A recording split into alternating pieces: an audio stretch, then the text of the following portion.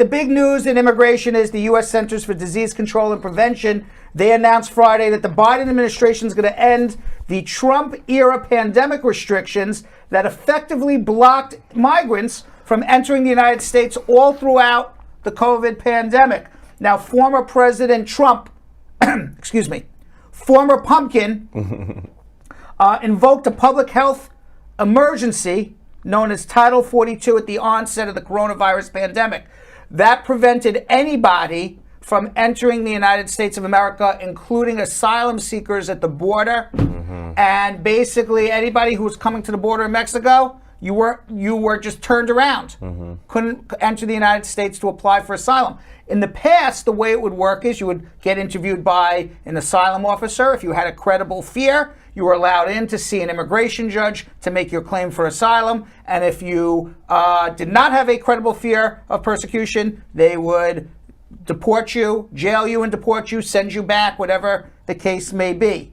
Now, the CDC said in its announcement that they're going to terminate Title 42 on May 23rd, 2022. So it's still in effect until May 23rd. That's going to enable the Department of Homeland Security time to implement appropriate COVID-19 migration protocols, such as scaling up a program to provide COVID-19 vaccinations to migrants and prepare for the resumption of regular migration under Title 8. Now, the lifting of the pandemic restrictions is expected to have immediate ramifications and would mean a return to traditional immigration protocols that have been in place for decades, just like what I discussed. The big issue that the Democrats are going to have, just wait till you start seeing the news. Okay? The news is all going to be from the Republicans and from Fox and Rupert Murdoch and Tucker Carlson and all those other guys or women over there. Oh, Biden's opening up the border. Biden's opening up the border. Now, the department, and that's going to cause perhaps a lot of independent voters to swing Republican, Jonathan. Right. Now, the Department of Homeland Security is preparing a worst-case scenario surge of up to 18,000 migrants applying for asylum each day at the border.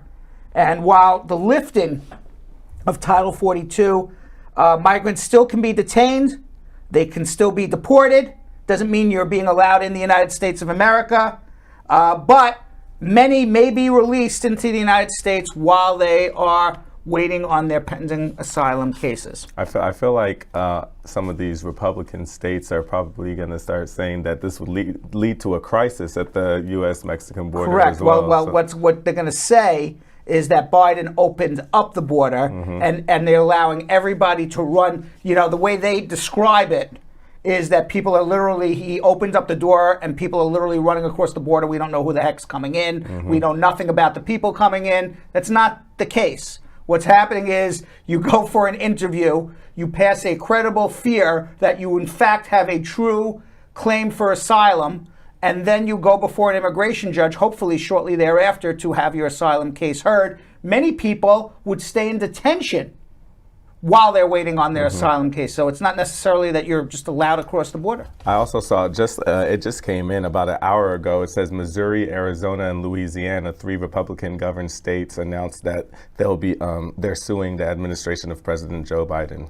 Yep, that would make sense. Yeah. That would make sense. And what's going to happen is that they'll probably make a lawsuit in a Republican county with a Republican federal judge that was either put in place by Bush or Trump, who would then put a hold on the program while they are waiting on, just like everything else with DACA and everything else. And eventually it'll make it up to the Supreme Court. So it's very possible that on May 23rd, Title 42 is still in existence. We don't know. We don't know. Now, again, Biden has a right to make any changes he wants. Right. The question becomes, did he follow the right rules? Right. Or did he just decide he's going to announce it and do nothing? We'll see. I hope he doesn't. We will see. That.